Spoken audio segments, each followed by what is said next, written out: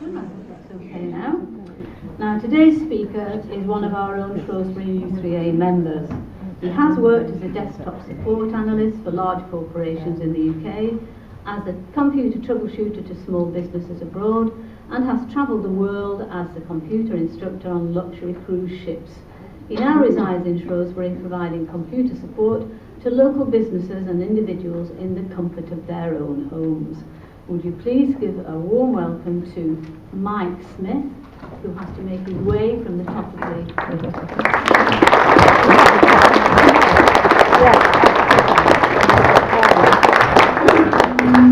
Thank you very much. Good morning, everybody.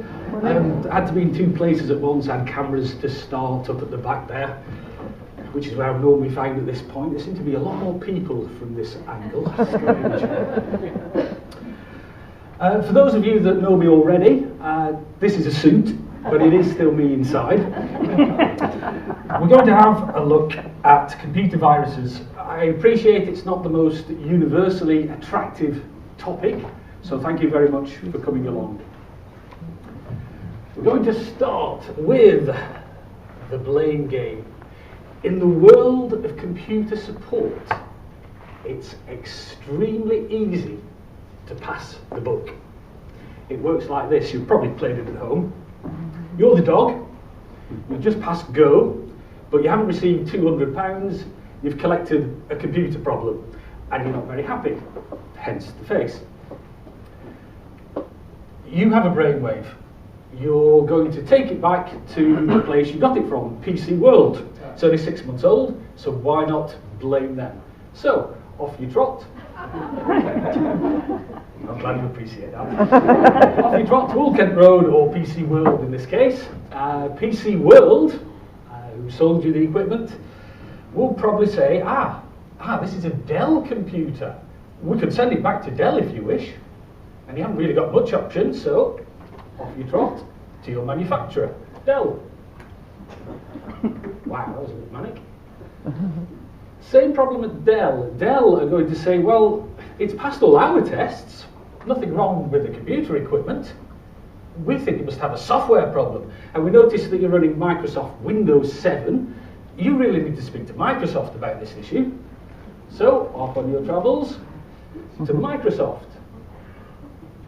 Now, Microsoft probably aren't really going to speak to you as an individual anyway, but if they did, they might have a quick look at your difficulties and say, yes, now we noticed that the problem is something to do with when you connect your TomTom sat-nav. So they're going to say, we think you really need to speak to TomTom about this. So around the far side of the board, we're going to have a word with TomTom, who made the application or the device that you're struggling with. And TomTom are going to say, well, your sat-nav works fine, no doubt about that. So the software, the mapping software provided with it works fine. You may have a problem with your internet connection. We think you should go and speak to your internet service provider, which in this case happens to be Sky. Off we talk to Sky. And Sky say, well, you may have a bit of an internet problem, but that's not really our fault because British Telecom own the telephone lines, and if there is a fault, it's with the telephone line. So, off you pop to BT. Yeah, well spotted, utility company. BT, well, BT have a government-issued 007 licence to lie. They can say anything they want, really. They can take it from McDonald's. BT might say, well, no, line seems fine. Aren't we talking on this telephone line right now? And you say, oh, yeah. And they say, well, it seems fine. Did you say it was a Dell computer? And you got it from PC World? Right, off you go back. Now, if you get into this situation at home, I suspect some of you have, you're kind of stuck really. But if this happens in the corporate world, which is where I used to work, at this point, they would call the desktop support analyst. Now, the desktop support analyst will come along and take responsibility for the whole situation. So the desktop support analyst will say, okay, we have a computer that's being supplied by PC World, not too important. It's a Dell computer. It's running Microsoft Windows 7. The user has got a problem with the GPS software, maybe the GPS device, we don't know. Their internet's been provided by Sky, which is over a BT line, and we're going to have a look at the whole picture. I'm a bit reluctant to move on now because Microsoft PowerPoint's a really wonderful program. This slide took 5 hours to prepare, and it's over in 90 seconds.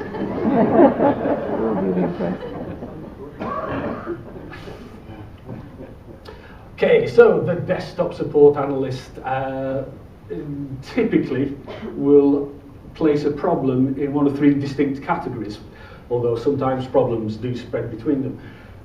First category of computer problem is mechanical problems. We call them hardware problems. Hardware problems are the easiest of all computer problems to sort out. It's simply a case of finding which part isn't working and you replace it. And that's it. Hardware problems probably account for about 5% of computer problems. And if you're not absolutely clear what hardware is, hardware are the bits of the computer that you can kick. A second category of computer problems are what I regard as behavioural problems. If a computer is misbehaving, there's no mechanical fault. It's obeying software, it's obeying a list of instructions, and you can't touch software, it doesn't exist in our world as such. So software problems, rather like computer behavioural problems. The third category of computer problems, anybody want to take an educated guess? No, but somebody did say yes. The third problem of computers, you, the humanoids. Software problems, about 75% of all computer problems, about 3/4.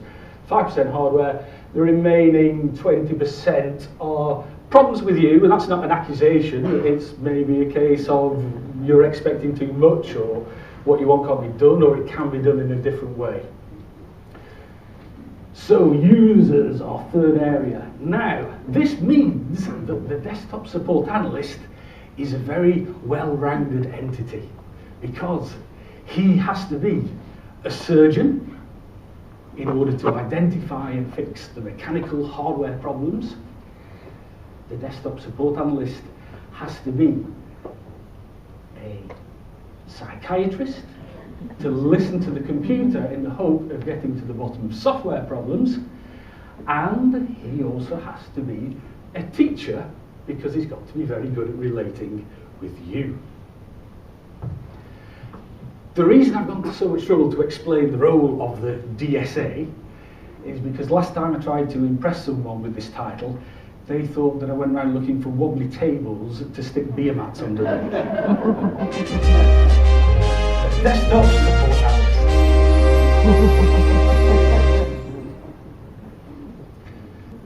So, this morning we're going to look at 3 topics. Main topic, viruses.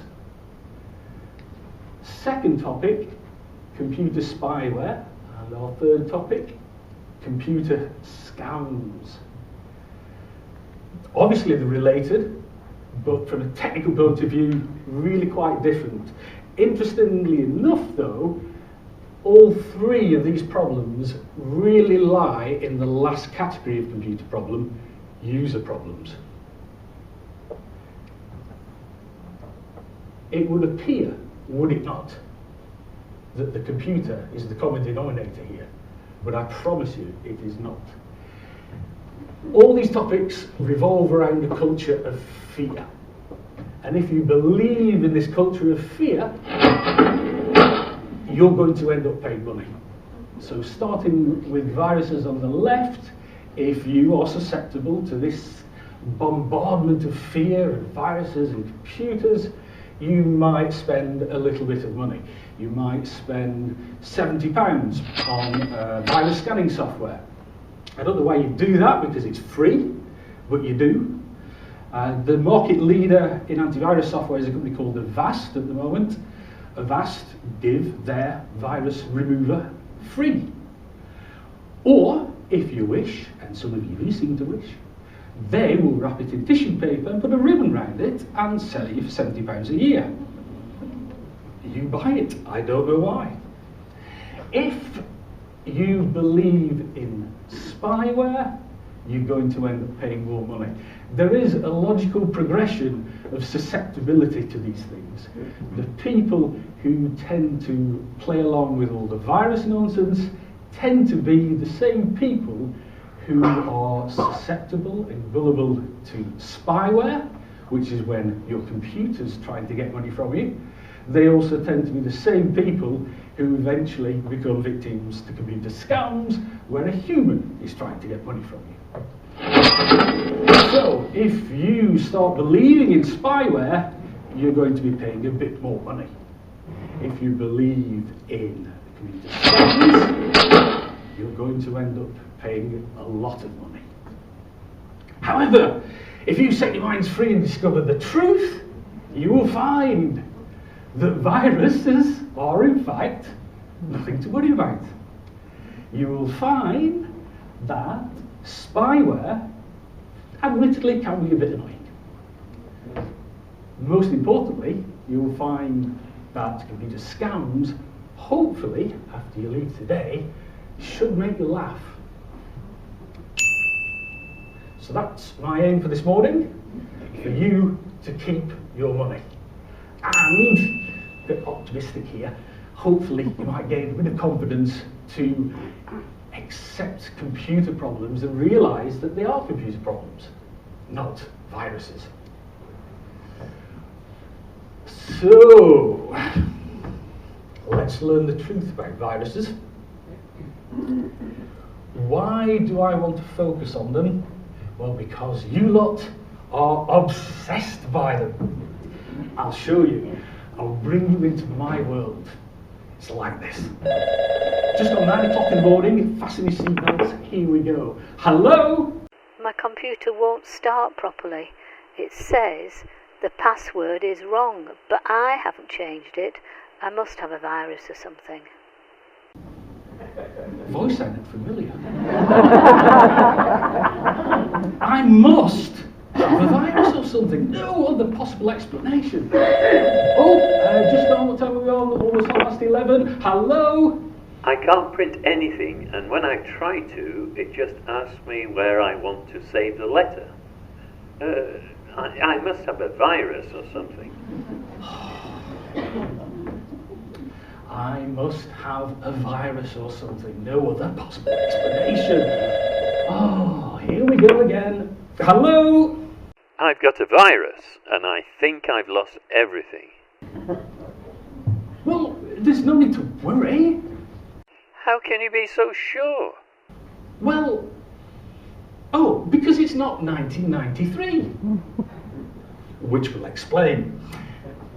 So, viruses, the scapegoat. I must have a virus or something. Have you checked for viruses?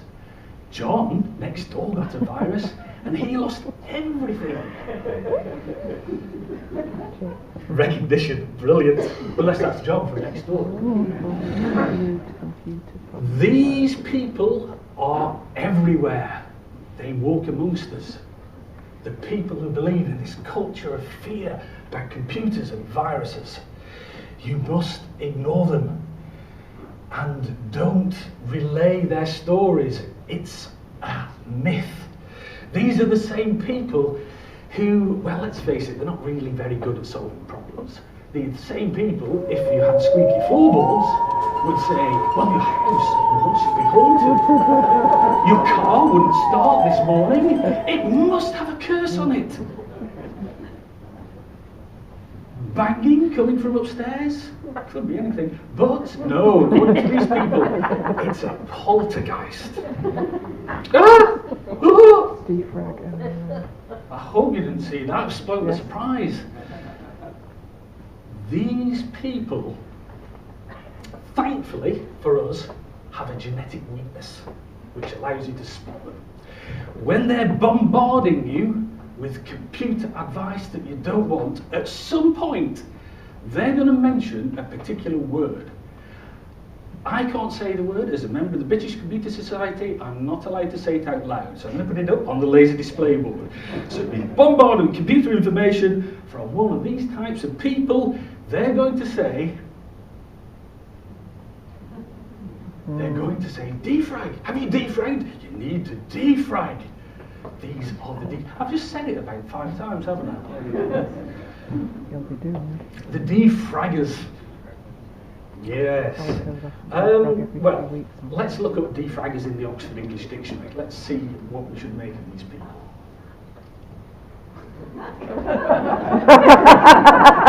Can't read that right. A defragger is a creature whose computer advice should be universally ignored.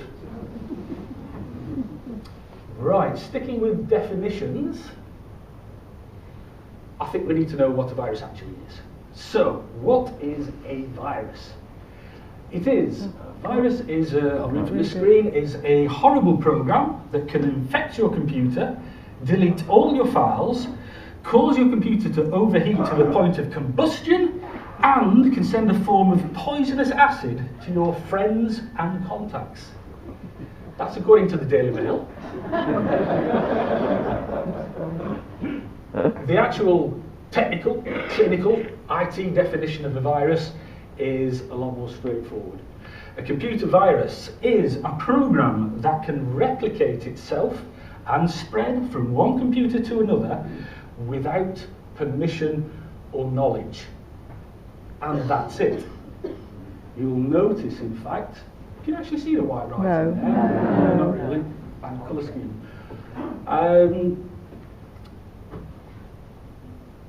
Without permission or knowledge. Yeah, from this definition, what you might spot straight away is that a virus is not necessarily a bad thing. It doesn't necessarily do any harm at all. It's very simply a computer program that can multiply without people knowing about it. Which leads to the common question at this point: why? Why do these people write viruses? Well, because it's quite fantastic, really. Computer viruses are extremely clever programs. Effectively, they give birth, they evolve, they multiply, they can even do things that wasn't predicted when they were designed. They're absolutely fascinating. In fact, some of the best examples of artificial intelligence today can be found in the modern virus. They're sexy. I'd like to introduce you to 2 brothers, Amjad and Basit.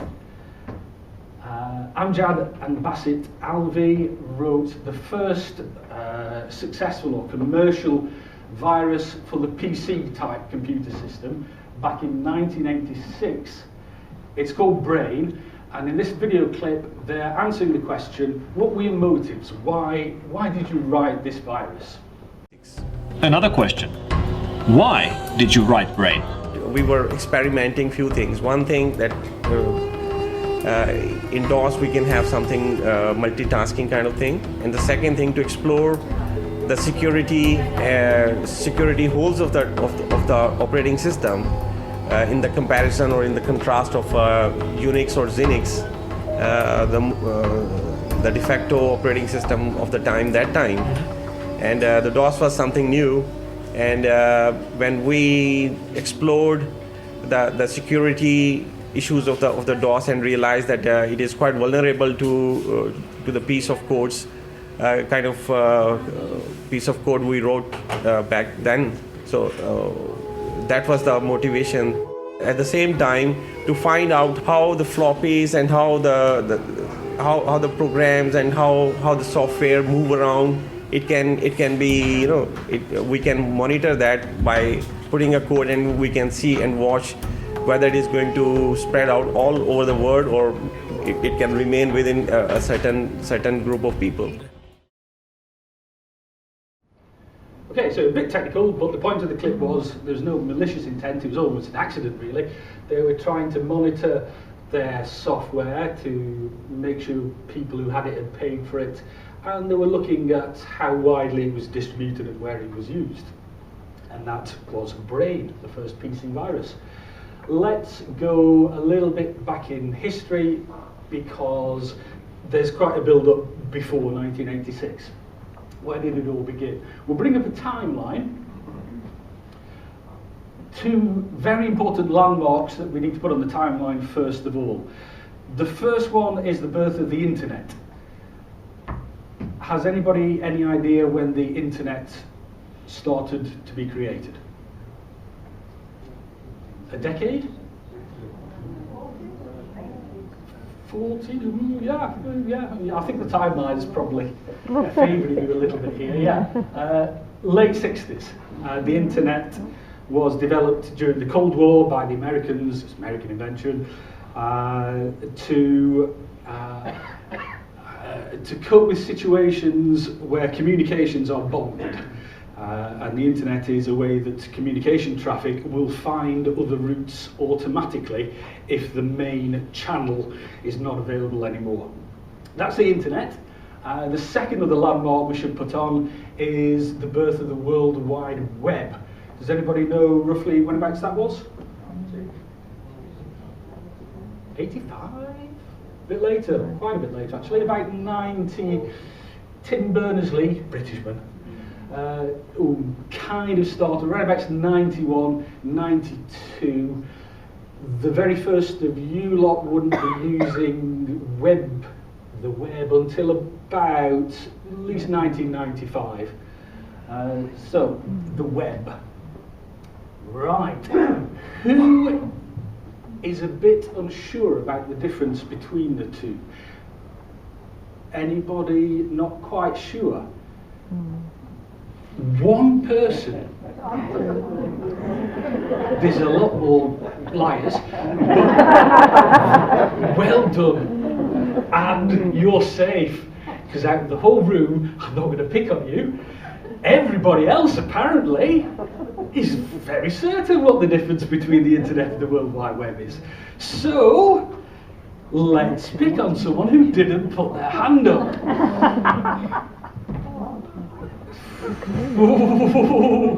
Not the first row, that'd be too obvious, wouldn't it? So, Stephen, I'm too confident in you. Let's pick. Not John. Right, gentleman on the end. You didn't raise your hand up when I asked the question, are you unsure about the difference between the internet and the World Wide Web? In your words, how would you differentiate the two? The internet simply gives you a point-to-point communication. Brilliant, yeah. But the web enables you to get anywhere you want at any time. Yeah, good enough. Yeah, okay, I'll give you the analogy. The internet is rather like the road network in the UK, let's say. So the road network is a means of transport, is an infrastructure. The internet is an infrastructure. With the roads, there's lots of different types of traffic that uses the roads. Cars is the main one, but there's also buses, lorries, bicycles, horses, pedestrians. It's the same with the internet. There's lots of traffic that uses the internet. The most popular are web pages, but there's also email, video streaming, gaming, Skype, lots of different what we call protocols, types of traffic that use this infrastructure of the internet. Right, where we're starting with viruses then, back in 1962-ish, that's when the idea of a computer virus was first floated in academic circles, because it's a very, very interesting concept. So this self-replicating breeding computer program was a challenge in the academic world. At the time, notice, way before the internet, computers generally didn't speak to each other. In 1971, the first real example was created. Unfortunately, most technological breakthroughs are by the military, and it was indeed the American military that produced a virus for themselves, from their own network at the time, ARPANET, which was actually one of the foundation blocks of the internet as we know it. It was called Creeper. It didn't do anything, it just kind of demonstrated that it could be done. It wasn't just a theoretical idea. 1982, and this is quite surprising, 1982, another successfully commercial virus before Brain was one called Elk Cloner, which actually was written for the Mac, the Apple systems. Very strange, because since that point, Mac systems virtually untouched by viruses. 1986, yes, we've met Amjad and Bassett. So I'm just going to put a bit of colour onto the white timeline at the top. The period we've just looked at so far, DEFCON 5, green, we're not in any critical state here. These are all academic viruses, people finding out whether it's possible, what's possible, experimentation. The concept that you have of viruses is really due to what happened after 1990, and when the web arrived, and as you can see from the colour chart, things turn a little bit red. So, the bad reputation. Let's focus our timeline then from 1986, from Brain onwards. So Brain, first viruses for the PC. Followed closely by Stoned. We're going to have a look at Stoned in just a second. 1988, another one called Cascade, all pretty similar. And in 1988, 89, one called Yankee Doodle. I'm sure you can guess what that did. It played music, which was quite shocking at the time. Wow, the power of these things. We're going to have a look at the second one, Stone.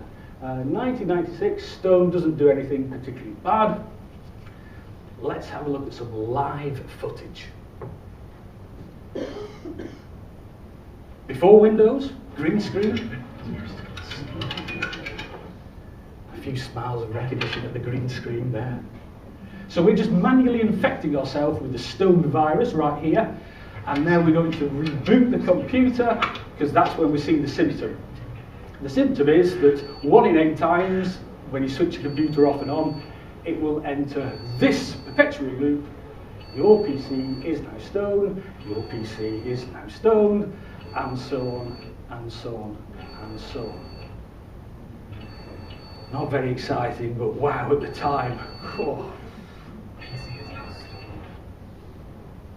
Right, let's have a look at the second one, the one that followed Stone. It's called Cascade.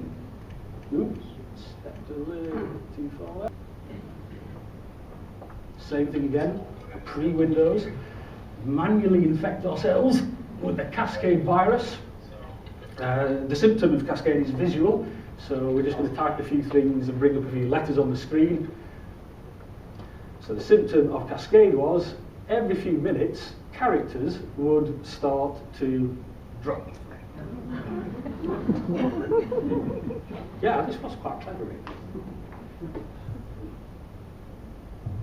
And then it would miraculously behave itself again for a while.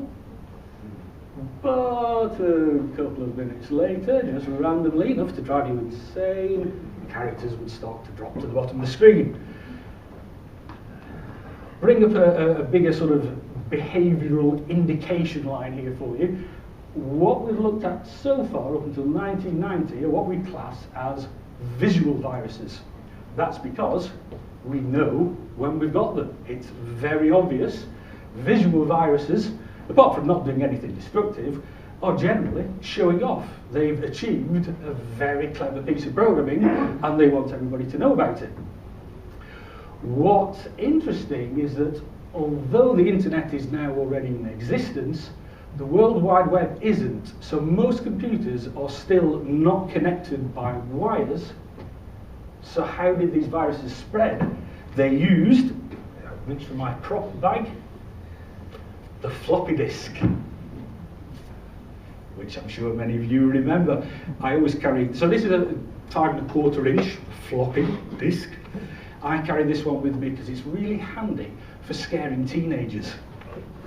Of course, the cheeky ones tend to just whip out their USB stick, which typically has the capacity of 104,000 of my floppy disks, and they win tend.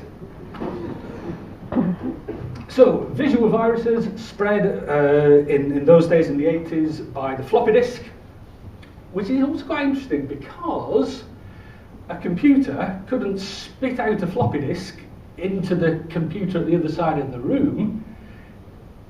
We had to spread it. So in the 80s, humans were effectively carriers of the computer virus. Then everything went a bit wrong. The timing is no coincidence. This is 1990. The first wave of children who'd grown up with computers were just hitting their teens. I was a little bit ahead of them. I was at university at the time, about 4 or 5 years ahead. But this is no coincidence. They discovered that they knew a hell of a lot more about computers than their parents and the rest of the adult world. And they started to have a bit of a giggle about this and nudge each other and sort of said, wouldn't it be funny if we did something naughty? And that's what happened over the next 10 years. Viruses turned destructive. The first one, called Form in 1990, was accidentally destructive. It was trying to spread itself by putting itself onto the floppy disk. It made an assumption that the floppy disk was of a certain type of format. And when it put itself onto the floppy disk, if that floppy disk wasn't the particular type of format, it accidentally deleted everything. But the teenagers found that very funny, so they started writing more of them. In 1992, Michelangelo came along, possibly the most famous virus. Has anybody heard of the Michelangelo virus? Yeah. The reason you've heard of it is because this was the first virus that the media heard about and loved it. Viruses, computer virus, brilliant story. So they went ballistic with it, Michelangelo, and what it would do, end of the world as we know it, and so on.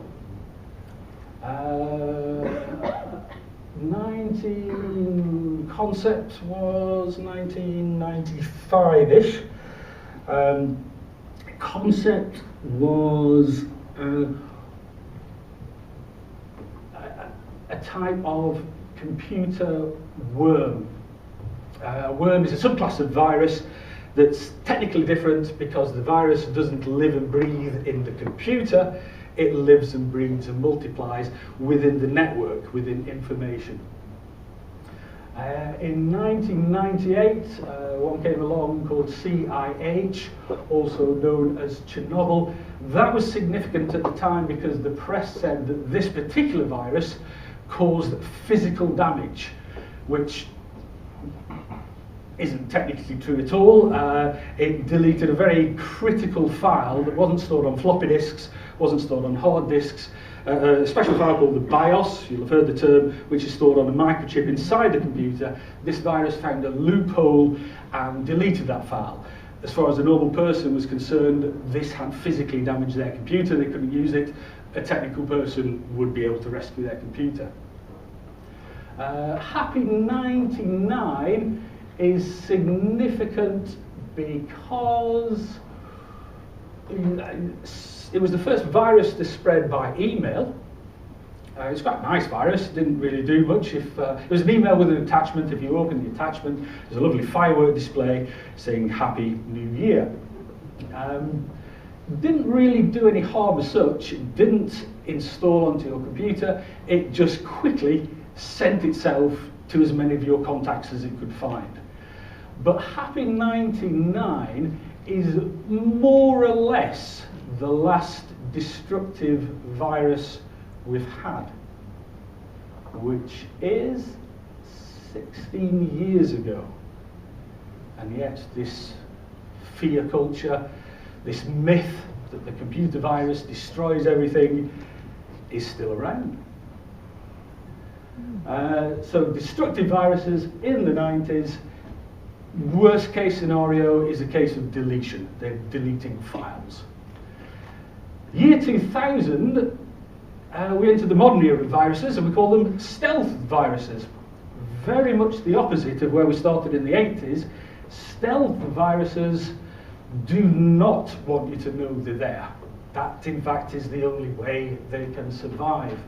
The first example was one called Code Red in 2000. Code Red was special because it was one of the first viruses that started to build an army. It worked collectively. That is to say, if it infected a machine, it didn't do anything to that machine, it effectively recruited that machine as a soldier. And the more machines it could recruit, the bigger the army it could create. What would it do with that army? Typically, it would tell the army to attack someone. A company, a government, an organisation. But it would never attack the soldier computers themselves. The target was always outside of its own army. 2004, Marina was another virus that came along that developed more of this concept of working as a team. And finally, 2008, Conficker. Conficker you might vaguely have heard of because it's one of the biggest in terms of number of computers affected, estimated between about 10 to 15 million. And it was brilliant, it was Conficker. It attacked on all angles, sent emails, wormed into the network, would spread by floppy disks if you still had them, USB devices. Really, really clever virus. Still, that was also 8 years ago. Didn't do anything destructive, by the way. It did attempt to collect information, but who doesn't? Google does. So these are stealth viruses, and this is where we are now. Stealth viruses, the most important point is they have no symptoms. You are not meant to know you have them. Absolutely critical. They may get involved in a little bit of data collection. They're certainly going to be working together as a team, which is nice because it means that your computer is never going to be the target. They certainly do not create any kind of destruction.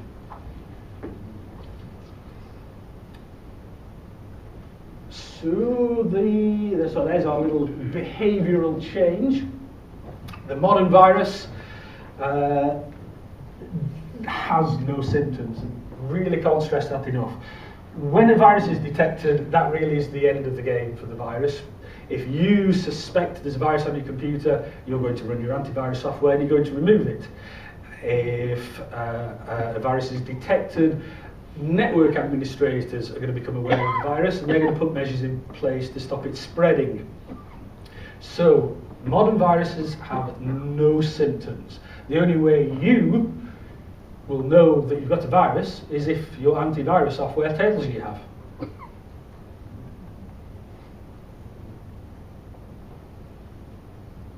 So that phrase that we heard at the start, my computer won't start properly, it must have a virus or something. I've got a little bit of text wobbling there. To avoid detection, today's virus has no symptoms. So when you hear that phrase, my computer won't start, must be a virus, it's fundamentally not true. It is nothing to do with the virus. If a virus remains hidden, infected PCs generally are recruited to an army. The army never attacks itself. The only successful viruses today are written by anybody? Yeah? Oh, I'm impressed. Yeah. Estimated at least half of any viruses today are written by governments. They call it cyber warfare. Really interesting. The British government say that they don't get involved in that. but every other country does. The Americans also don't get involved in cyber warfare. They wouldn't do that, but every other country does. The Chinese say they don't do it either, but quite frankly they should, because every other country does. So cyber warfare, internet-based conflict involving politically motivated attacks on information and information systems. I just wanted to step back. I think I missed a little box that appeared in the top right. There's another little landmark virus in 2008 called Stuxnet. That is the first one that's been directly attributed to government cyber attack. Stuxnet virus was written by the Americans and the Israelis. They haven't officially admitted that, but all the leaks, Ed Snowden and so on, all say yes, it was definitely them. It infected, it's quite selective in its targeting, it affected systems in Iran. I think when they ran Analyst, they found that 80% of the world's infections of Stuxnet in 2008 were in Iran. So it's quite a clever little thing. So, at this point, a question that should be occurring to you is, how come I'm the only one telling you that viruses are really no big deal? Well, because this excuse of having a virus is very convenient for practically everybody. You like it because it's a great excuse. You've got a scapegoat for all your computer problems. Not your fault, someone to blame. It's a virus, it must be a virus. Retailers like this idea of viruses because you lot are frightened of them, which generates businesses and repeat business. But in general, if a retailer that you take a computer to is coming up with the excuse, oh yes, we fixed your computer, it's had lots of viruses, they don't really know what they're talking about. Security companies definitely like the concept of viruses because it's a multi-million-pound industry. Norton, Avast we mentioned, AVG, lots of them. Can't blame them. The media in particular loves the virus because it's a great story. Computer virus mutates goldfish infected via USB fish tank. It's brilliant, the virus. The reality, the truth, is a lot more boring. Man, 86 removes virus using free antivirus software. That's the truth, that's the reality, but it's not a story. The media really can't be trusted on this subject. Cast your minds back to the year 2000. The media said, Oh, that's right. Yeah. Don't get out of bed. Yeah. Oh, power stations will blow up, planes will turn upside down, your Hoover's going to blow instead of suck, microwave, if you put 2 minutes in, it will be 2 hours. All sorts of other things would happen. Everybody in the IT industry said, no, it's not actually a big deal, no concern really, and we'll sort out what needs sorting out. But no, the media thought it was fantastic. Microsoft likes having this concept of a virus around, although in general Microsoft are quite responsible about the subject. Let's not forget that viruses always have found loopholes in the operating system. That's what they do. They're finding a way to break the rules. So, if you lot are obsessed by viruses, it kind of takes the heat off the real problem, which is Microsoft and their loopholes.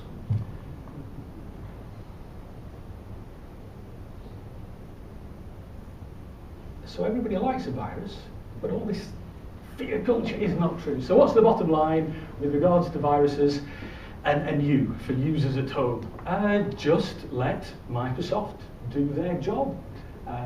If you're a XP user, come on, let's have some solidarity. 1, Not anymore. 2, 3, Well, no, that's right. 4. Yeah, I feel Overlimited. great. Got to admit. Proud of you. they actually don't provide a free virus scanner for XP anymore, unfortunately. Windows 7, it's not built in, but Microsoft still provide a free antivirus program called Security Essentials, which you can download. From then on, Microsoft provide it. It's built in, it's already there, it's doing it, it's free. Your other alternate, if you're still frightened of viruses, is use another system. Apple, apart from Elk Clone back in 1982, has been more or less not really affected by viruses as such. Linux, where's our Linux spokesperson, Tony? Yes, Linux. Although one did crop up, didn't it? Yes. But it was a PC virus within the installer. Right, good, brilliant, yeah. So Linux, virtually unaffected by viruses. Android systems, tablets and phones, virtually unaffected. But if you're still frightened, by all means, put an anti-virus program on, an extra one, if you wish, as long as it's free. You don't need to pay your £70 every year for your tissue paper and your ribbon. Most of all, stop blaming viruses for your computer problems. We haven't covered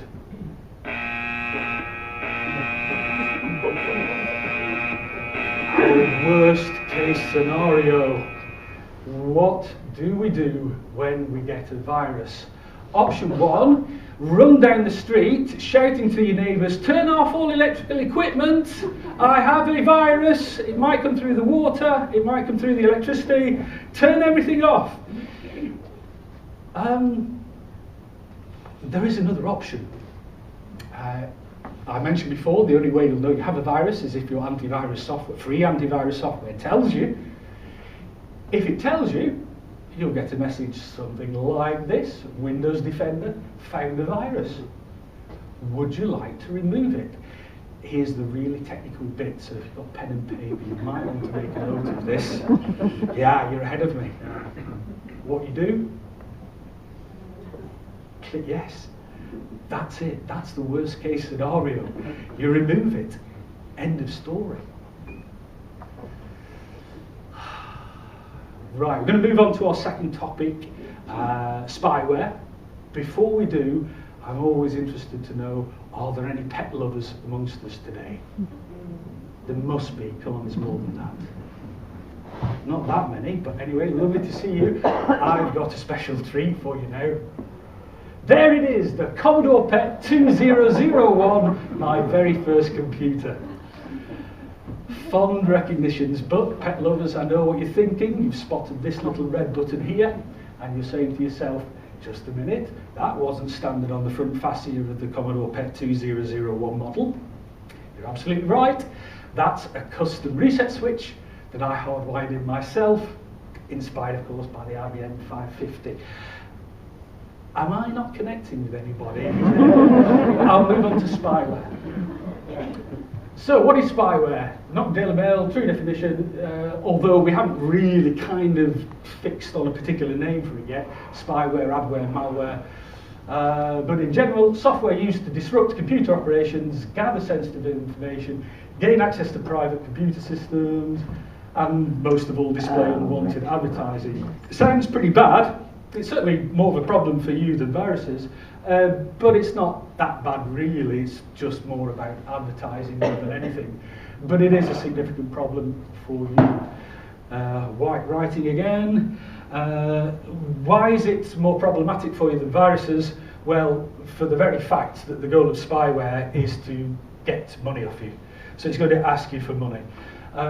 It's totally legal. It obeys all the rules of computing. It doesn't exploit loopholes in the operating system. It kind of depends entirely on you in order to work. It depends on you to install the program in the first place. It depends on you to believe it or to do whatever it's asking you to do. And it's dependent on you to pay the money. It comes in all sorts of shapes and sizes. Let's have a look at some typical examples. So whatever shape or size it comes in, the end product is to ask you for money. How might it do that? Well, most of all, by bombarding you with adverts, typically for help and computer support. It's going to bombard you with critical problems. What's this one? Critical error, damaged hard drive, clusters detected, private data is at risk. Critical. Always critical with spyware. Just remember a few slides ago the Microsoft message from Windows Defender saying you have a virus. It wasn't, good God, you've got a virus, exclamation mark. It was, you have a virus, would you like me to remove it? Spyware, critical. Spyware is going to offer to perform health checks and scans. Doesn't sound like a bad thing, but after that, when it tells you how many thousands of infections you have, it's going to ask for money. It's going to offer to remove non-existent viruses. It's going to offer to fix fictitious computer problems. Spyware is brilliant because they all have fantastic names. I think I've got examples. What's this one called? CPU, tune-up, speed accelerator, turbo enhancer, now for Windows 10. Wow! It's going to offer to clean up and fix technical things, registry errors. What's this one? Registry Cleaner Wizard Magic Pro. That sounds good. It's going to offer to remove, we'll come back to that because I just want to see I want to catch the name of this next one.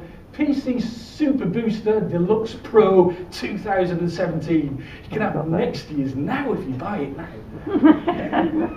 This is the cheekiest part of spyware. It's going to offer to remove the adverts that it's creating in the first place.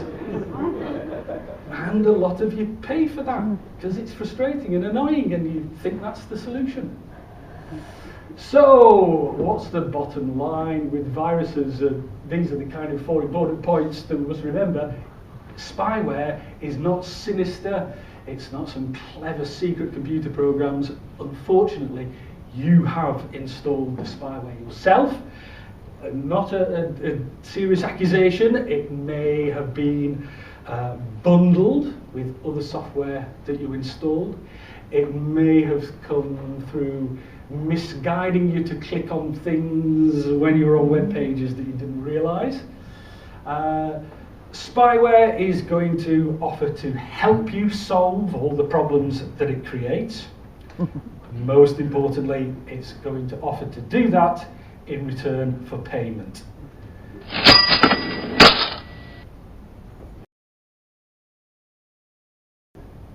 You need to upgrade to the full version.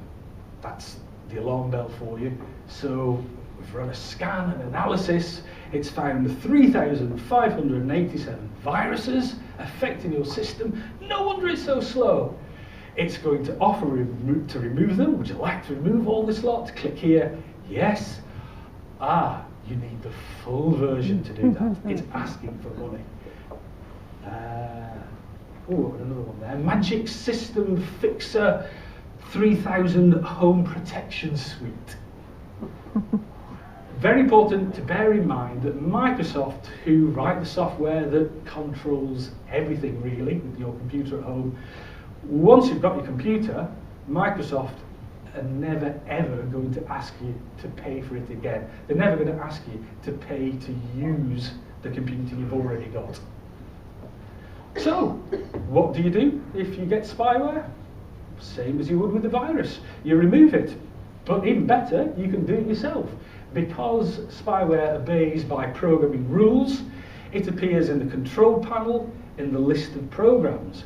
So, you go to your list of programs, you find Super Magic Turbo Fixer 3000, and you remove it yourself.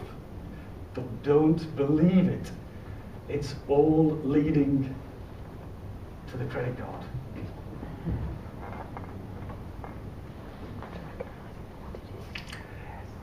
The last topic we're going to have a look at is the computer scam.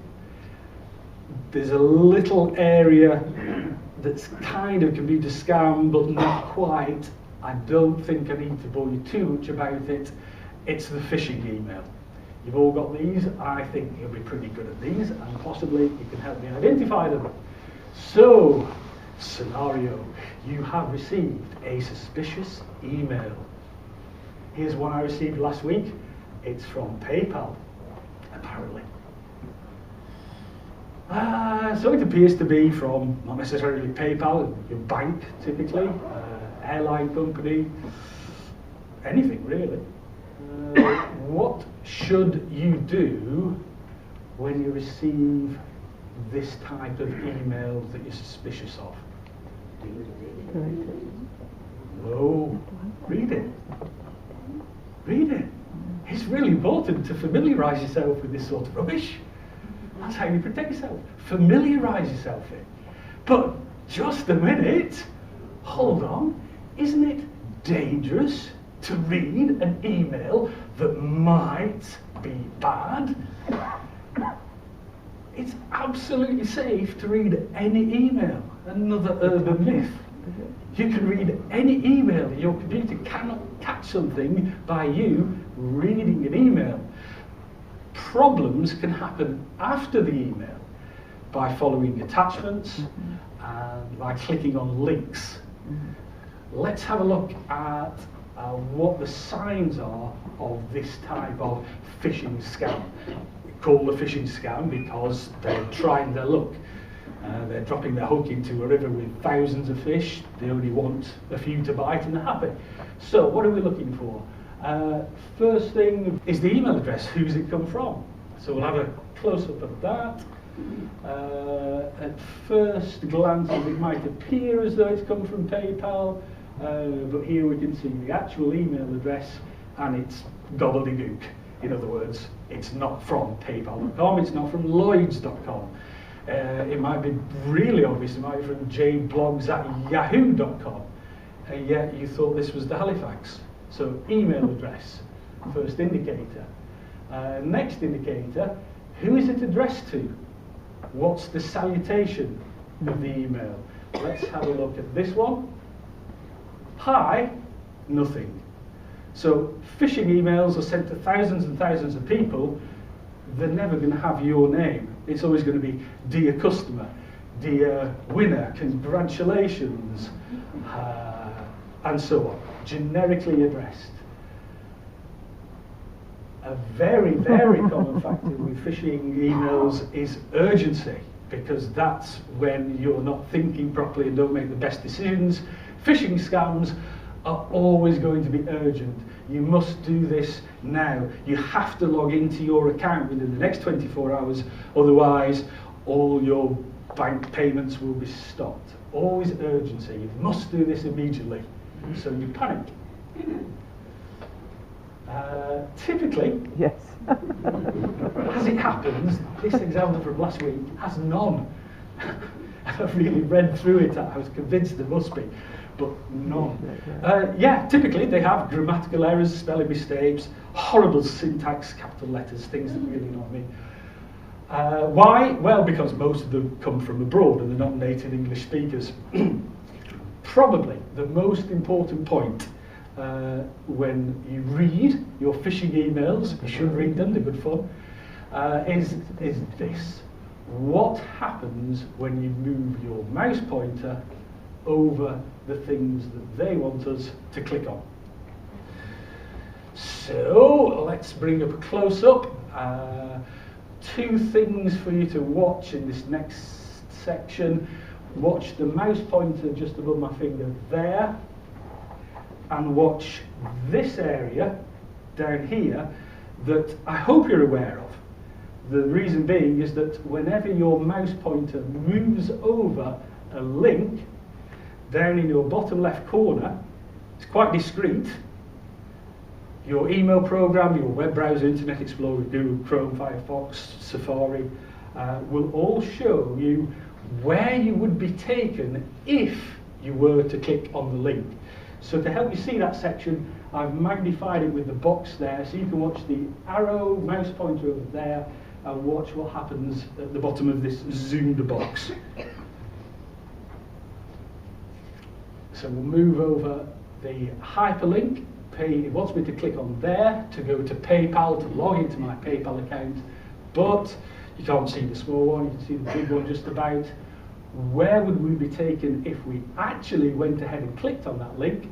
There's another replication down there. We're going to be taken to, wow, this address. Let's have a look at where we would be taken if we followed the advice of this phishing email to click and log into my PayPal account. I would be taken to the URL, fancy name for a web address, smtp.intelligence.informatique.fr.nf/nexity.in/. So that's the full URL of the web page I will be taken to. We'll just, working back from the right, chop that down a little bit to find the domain name. So the domain name is everything up until that first slash. What appears at the end of the domain name is a two-letter country code, which is governed under the ISO standard 3166. All domain names end in a two-letter country code, except American addresses, because they invented the internet. They don't put .us on the end, they just put .com, .org, .gov. Everybody else, .co.uk, .gov.uk, and so on. So this domain is administrated in a country whose ISO code is NF. I have never heard of this, and I thought I was an expert on ISO 3166. Has anybody ever come across NF? It's an island, it's an Australian-owned island. That's such a shame, because I have a box of jelly babies. I don't know, I thought someone might have a relative in Is it Norfolk Island? Who said Who said that? Can you pass? Who said Norfolk Island? I live out there. Be honest, there wasn't more than one of you, was there? No, it's Australian Island is about computers. Where are you? Oh. Thanks, Mike. Very nice. Andy! I'm so surprised. I'm really impressed. I just met somebody from Norfolk Island once, years ago. There aren't many of them. Unbelievable! Never heard of it. So, when you say you met them, Andy, oh, not in Ranger. I met them in Singapore. Is that where they are? Very well. Australia, New Zealand, yeah, Norfolk Island. Wow. Okay, so finally, the computer scam. What's our question? Why are you lot, when I say you lot, this time, I do actually mean, I'm not talking about computer users in general, I'm talking about experienced people. Why are experienced people particularly vulnerable to the computer scams? There's a simple answer. I don't know. This really puzzles me. You're the wisest. You've been around the block. You should know about these things. It honestly puzzles me. When I ask you, you will say things like, well, we didn't grow up with computers and electronic banking and the internet. And that's fine, that's a very valid point. However, the computer scam is nothing to do with your computer. The vulnerable part of the chain is you. The best way to think about the computer scam is to scribble out the word computer. It's a scam. Scams have been around for a long time. The computer scam is no different. So, a scam is a stranger who makes contact with you. It results in you handing over your money. What's in the middle is the only bit that changes. A story. And it's no different. The computer scam, the story is irrelevant. Your computer's not involved. It's a stranger asking you for money. What might they say? We're testing security. Your PC has been hacked from Russia. We are calling from Microsoft. Microsoft never speak to you individuals. Is your computer running slowly? Flagging up on our systems.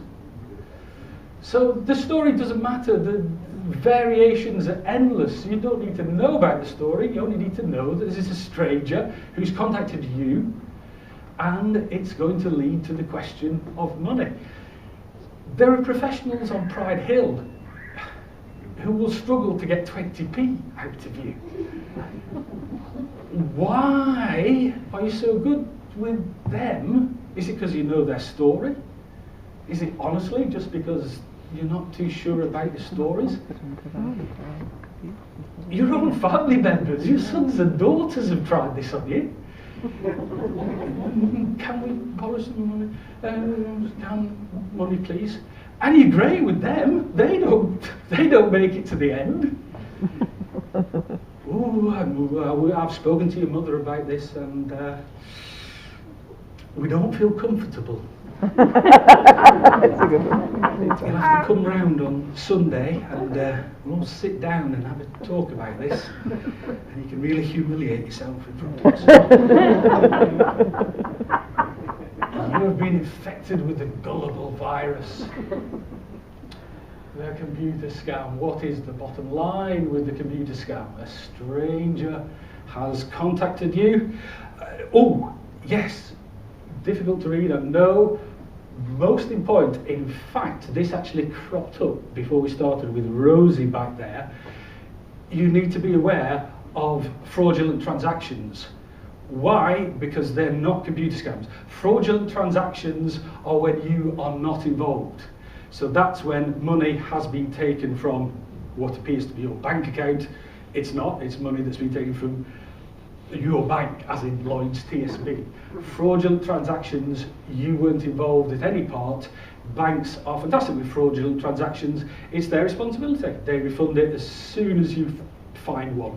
You do have to keep a lookout for them, but there's nothing you can do to stop fraudulent transactions, but you don't have to do anything apart from tell your bank they refund it. But the computer scam is, of course, very, very different.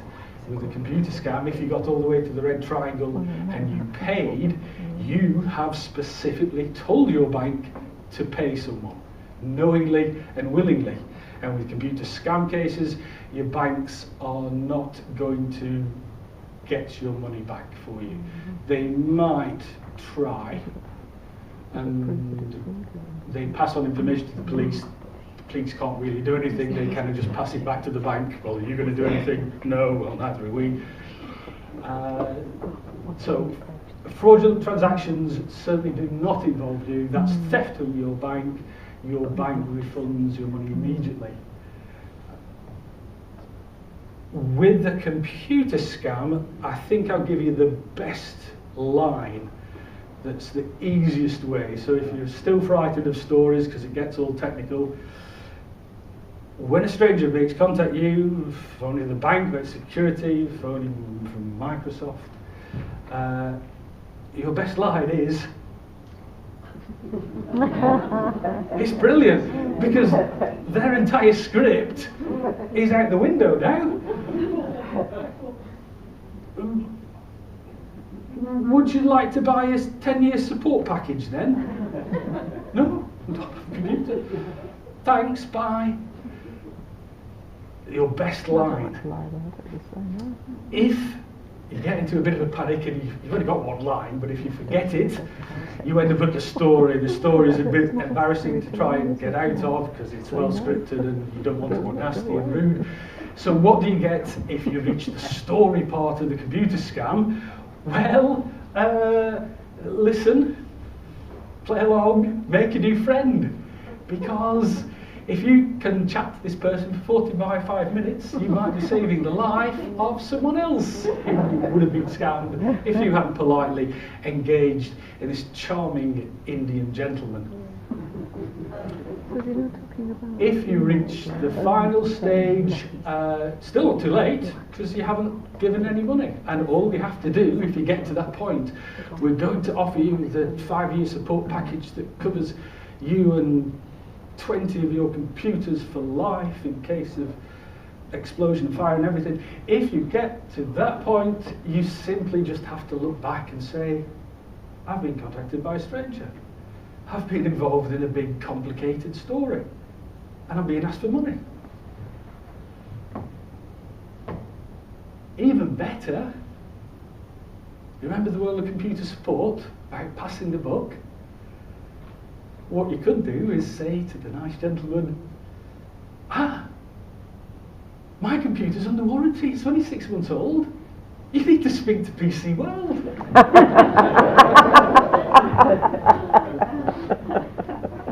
Thank you very much for coming along and listening. I'm a little bit concerned. Well, you know the truth, and that's wonderful. But when you're released into the wild, I'm scared that you're going to forget about all this. So I have produced a little leaflet that you can collect on your way out on the table down there. We'll move on to some questions. And I should also point out that with questions, today's not the time to go into very specific details of your specific problem with your specific version of Windows and your printer. However, I do have a free computer clinic every week, hosted by the Amiga charity, which is in the town centre on Town Walls.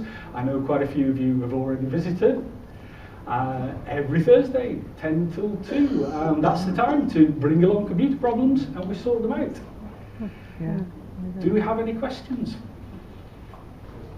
I have one, Mike. Yeah, Gus. My worst virus is trying to work out which damn button to press next. The Alzheimer's virus. I've succumbed to BT's request for £10 a month for technical help, whereupon I can let them see my screen and do everything that's necessary. Okay, yeah. That I'm intellectually capable of doing. Yeah. Do you see any risk there at all? Is there any reason why one shouldn't do it? No, so Gus's question is about the topic of remote assistance, which is quite popular. In my own case, very helpful to me and the people I see as well. So your case, Gus, you're paying for a service for BT providing technical support, and they, with your permission, take control of your mouse and can do things for you. Yeah, that's fine with that. BT are a reputable company, so yeah, if they're able to help you, then there's no danger in that. And the important thing is every time they do that, you are giving them your permission. They're going to ask you to read a number or a code on the screen, which changes every time they put it in at their side, and then the session's established. So yeah, that's quite a common way to help people these days, remote assistance, yeah. Any other questions? Yeah, one of the far back. Me? When you change your PC, what's the most effective way to get rid of the hard drive of it? Culture of fear and paranoia. Okay, yeah, so you're disposing of your PC. How do you don't want people to take this from the rubbish dump, and which I've actually done, funnily enough.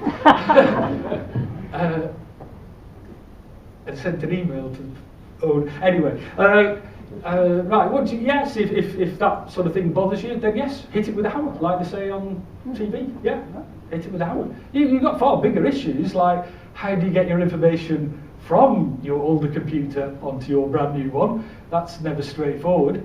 But yes, how to destroy your already finished? Yeah, hammer. Yeah. But what about recycling? I mean, What about? I mean, I'm concerned about it. I would be concerned about it, not from sort of fear and paranoia, But from an ecological point of view, you know, what's the best way of, can it be reused Yeah, or fair whatever? point. So I think they talk about gold and platinum in circuit boards and things. But yeah, the council do have specific Do they? Right. bins for electronic goods. Right. And the supermarkets have bins for batteries and things like that. So getting fairly responsible about that sort of thing. Okay. Any other questions? In that case, thank you very much indeed for your attention.